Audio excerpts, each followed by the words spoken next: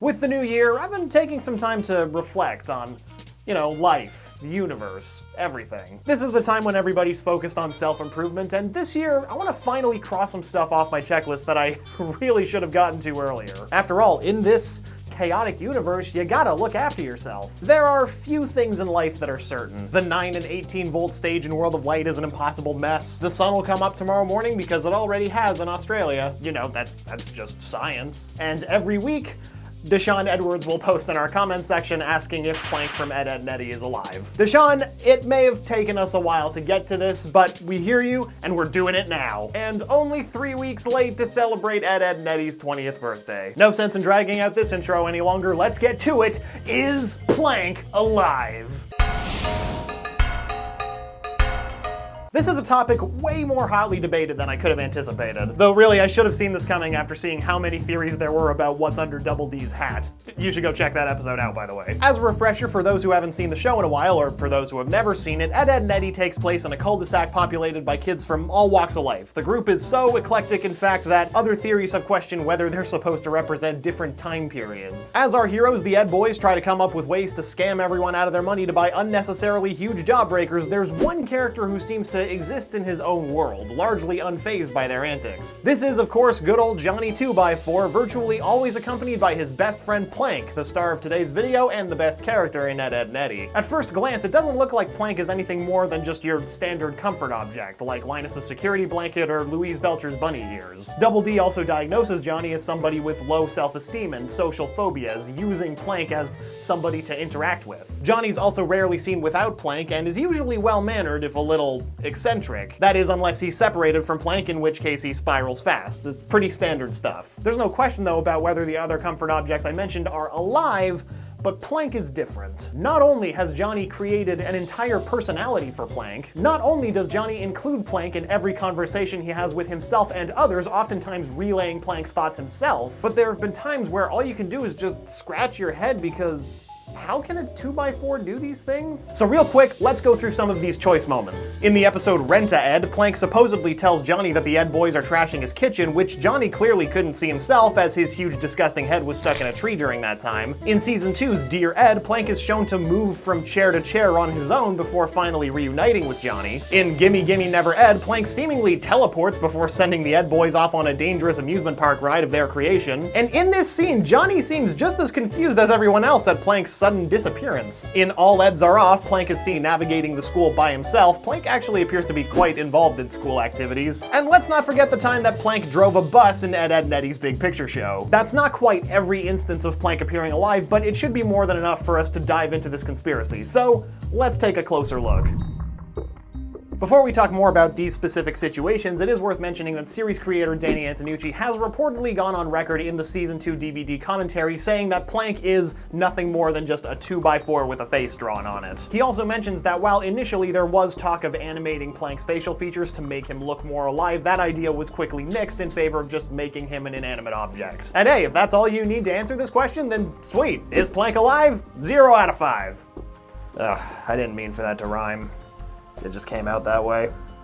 I'm sorry. That said, we're not really gonna pay this any mind going forward because some of that evidence I mentioned before does run counter to his claim. Besides, this isn't the first time Antonucci's gotten involved in the theory game himself, whether it's outright debunking it or intentionally keeping the answer ambiguous to bait the fans. Thanks again for the job security, by the way. So let's take another look at this evidence and see if we can't come up with some rational explanations for Plank's movements. Firstly, in Rent-a-Ed, Johnny, despite being stuck in a tree, probably could have heard the commotion and collateral damage that Ed caused, which made him call out in concern. He was only just outside his house after all. In Gimme Gimme Never Ed, both Plank and Johnny were off screen for a few seconds while the Eds were arguing amongst themselves, giving Johnny time to move Plank himself or toss him to land against the trigger for the ride. Next, in All Eds Are Off, Eddy is deliberately trying to sabotage everyone's bets, whether it's Double D's bet of going a day using only one-syllable words or Kevin going a whole day without saying dork. They both lost their bets, by the way. Johnny's bet is to obviously go a day without Plank, but Plank seems to keep ending up wherever Johnny is. But given the other events of the episode, this could be pretty easily explained as Eddy just moving Plank to wherever he knew Johnny was gonna be.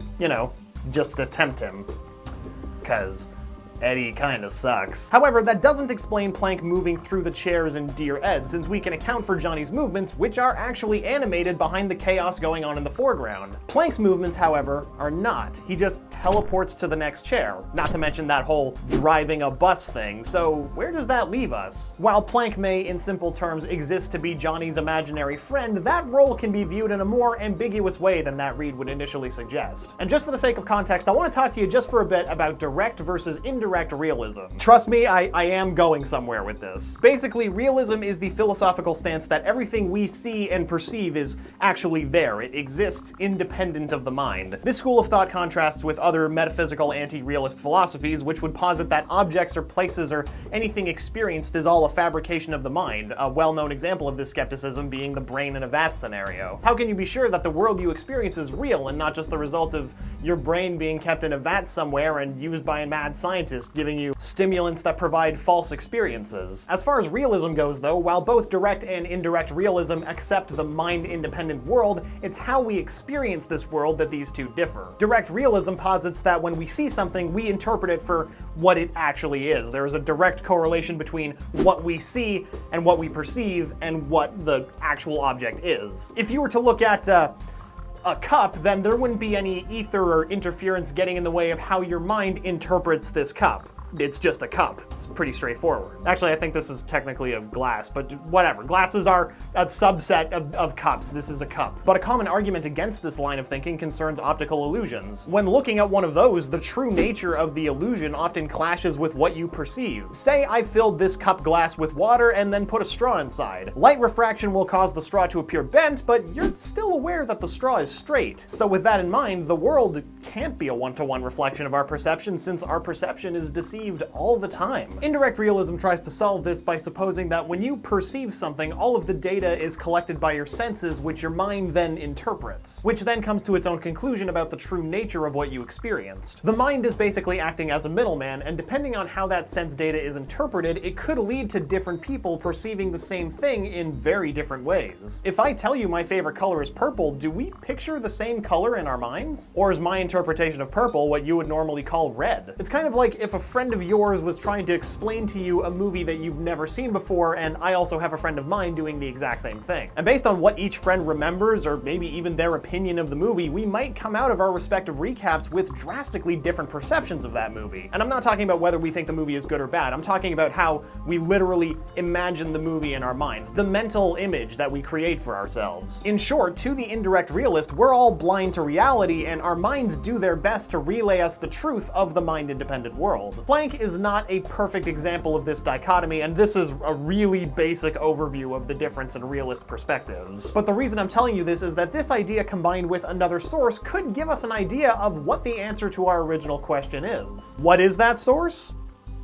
Calvin and Hobbes. The realness of Calvin's stuffed tiger Hobbes has been a question ever since this comic appeared in newspapers in 1985. To most people, Hobbes is just a regular old stuffed tiger that Calvin takes with him everywhere. But to Calvin, Hobbes is a sentient, independently thinking tiger that Calvin treats as his best friend. In the years since the strip ended, most people have been happy to call Hobbes Calvin's imaginary friend, but strip creator Bill Watterson had a much more nuanced take in mind when developing the comic. He said in a 1989 interview with the Comics Journal, Hobbes being an imaginary friend is an assumption that adults make because nobody else sees Hobbes in the way that Calvin does. To Watterson, Hobbes wasn't a real tiger or an imaginary friend. Instead, he served to express the subjective nature of reality. While most people would experience and perceive Hobbes one way, Calvin would experience and perceive him in a completely different way. Doesn't seem all that different from how everybody in the cul-de-sac usually perceives Planck, matched with how Johnny perceives Planck. And it isn't even just Johnny that does it. Other characters in the show at times accept Planck as just as valid a person as anyone else. And this may be our answer as to how Planck is able to do seemingly impossible things like drive a bus. Being a plank of wood, he obviously can't drive a bus on his own. But at the same time, if he's just Johnny's imaginary friend, that doesn't make any sense either, because then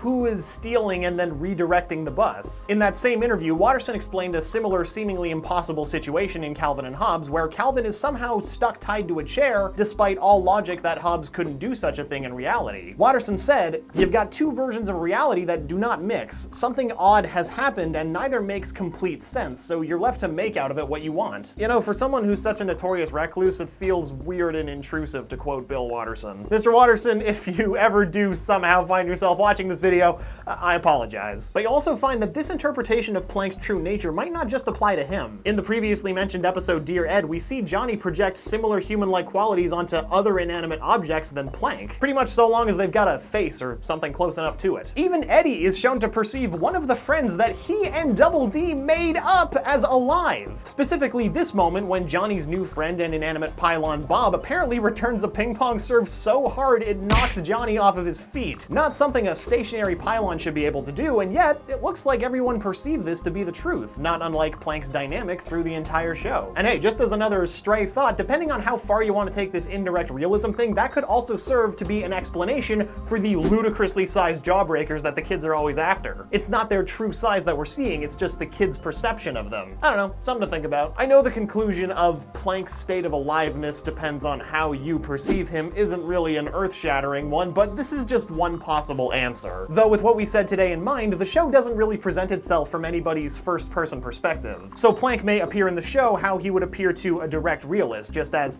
an inanimate plank of wood. But since other characters at times do recognize Planck as a separate being from Johnny, concessions might be made in the show's presentation to get that idea across, resulting in that contradictory juxtaposition that Bill Watterson also spoke of in Calvin and Hobbes. But if we keep this whole indirect realism thing in mind, which I'm going to do because this is my opinion, on the plausibility meter, I'm going to rate the conspiracy of Planck being alive 2.5 Plancks out of 5. Really? Have we not used Planck as a rating system yet? But what do you think? Do you think that Planck is alive? Do you think it's all Johnny's imagination? Do you agree with Antonucci that this is all just blown out of proportion and he's just a plank of wood? Let us know in the comments. Don't forget to do all of the usual stuff we ask you to do at the end of these videos, and if you've got a conspiracy you'd like us to take a look at, let us know in the comments. Because as you've just seen, we do take your ideas into account. Once again, thank you to Deshaun Edwards for sending us this conspiracy. I just realized I never introduced myself at the beginning of this video, so I am Jacob, and Frederator loves you.